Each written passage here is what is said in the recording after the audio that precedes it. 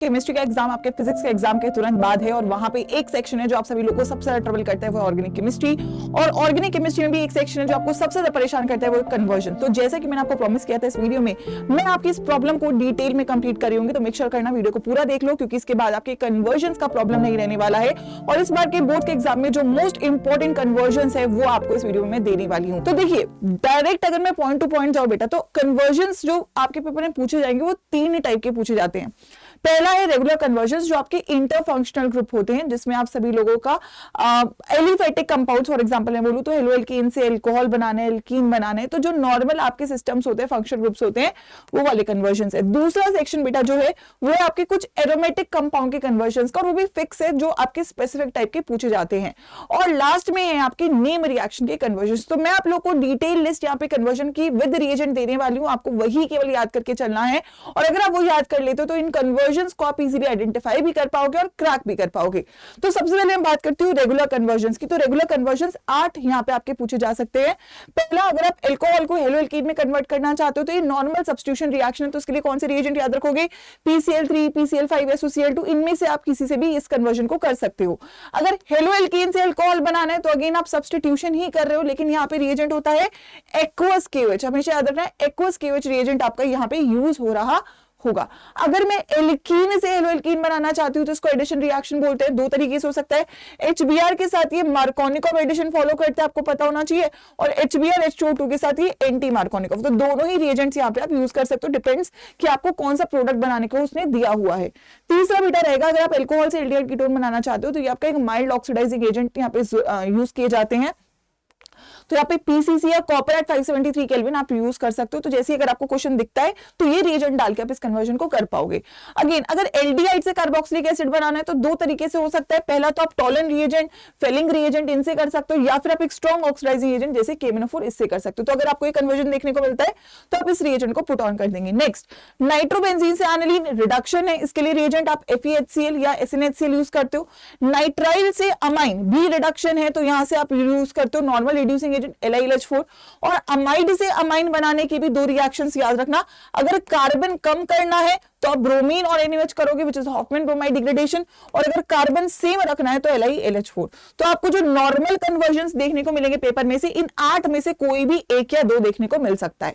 अब अगर बच्चों में बात करूं एरोमेटिक कन्वर्जन्स की, तो एरोमेटिक कन्वर्जन्स जनरली क्या होते हैं? जनरली आपके डाइजोनियम सॉल्ट वाले पूछता है, और डाइजोनियम सॉल्ट किससे बनता है? एनिलीन से। सो पहली बात, आपको एनिलीन से डाइजोनियम सॉल्ट बनाना आना चाहिए, जिसके लिए आप यूज करते हो NaNO2HCl which is diazotizing reagent at 0 से 5 डिग्री सेल्सियस। तो ये डायरेक्ट कन्वर्जन तो आप इजीली कर लोगे। अब डाइजोनियम सॉल्ट से 3 मेन कन्वर्जन है जो पेपर में पूछ सकता है। फिनॉल बनाने के लिए आप पानी और हीट कर देते हो, हीट के साथ पानी पुट कर दोगे। डाइजोनियम सॉल्ट से क्लोरोबेंजीन बनाने के लिए आप CuCl2HCl which is Sandmeyer reaction put on कर सकते हो, या CuHCl भी पुट कर सकते हो which is Gattermann reaction. Diazonium salt से बेंजीन बनाने के लिए आप इथेनॉल का इस्तेमाल कर सकते हो, नॉर्मल डिहाइड्रेटिंग एजेंट। अच्छा, बेंजीन से कुछ जो इंपॉर्टेंट और रिएक्शंस रहेंगे वो ये है कि अगर बेंजीन से आप बनाना चाहते हो क्लोरोबेंजीन, या फिर आप बनाना चाहते हो नाइट्रोबेंजीन, या फिर आप बेंजीन पे SO3H ग्रुप को ऐड करना चाहते हो, या बेंजीन के ऊपर आप कोई भी अल्काइल ग्रुप को ऐड करना चाहते हो, तो यहां पे आपको स्पेसिफिक इलेक्ट्रोफिलिक सब्स्टिट्यूशन के रिएजेंट याद रखने। अगर अल्काइल ग्रुप ऐड करना है तो एल्काइल हैलाइड और एनहाइड्रस AlCl3 पुट ऑन करोगे which is Friedel-craft alkylation reaction. Chlorobenzene के लिए अगर मैं बात करूं तो आप कोई भी हेलोजन और आयरन की प्रेजेंस में इस रिएक्शन को करोगे।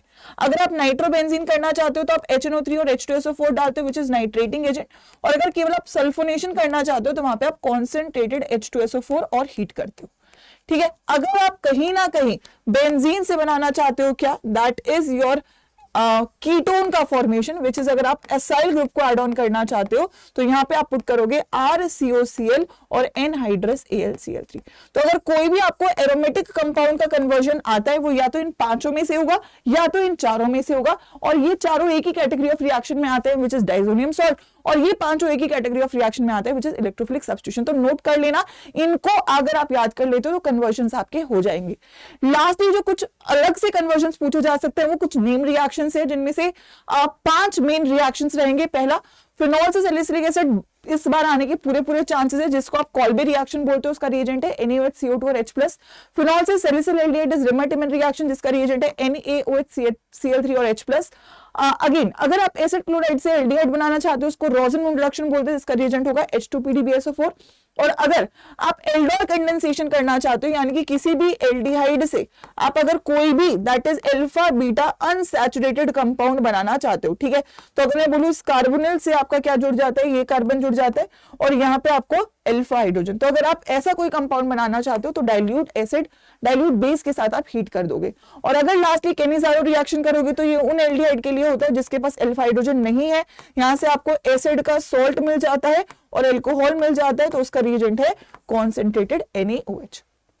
तो सारे जो मेन रिएजेंट्स हैं, मेन कन्वर्जन है बेटा, जो इस बार के बोर्ड्स के एग्जाम में आप देख सकते हो, ये 3 कैटेगरीज में डिवाइडेड है। आप लोगों ने अगर इस वीडियो को मल्टीपल टाइम्स देख लिया और सारे रिएजेंट्स नोट कर लिए तो ऑर्गेनिक का कन्वर्जन आप लोग को ट्रबल नहीं करेगा।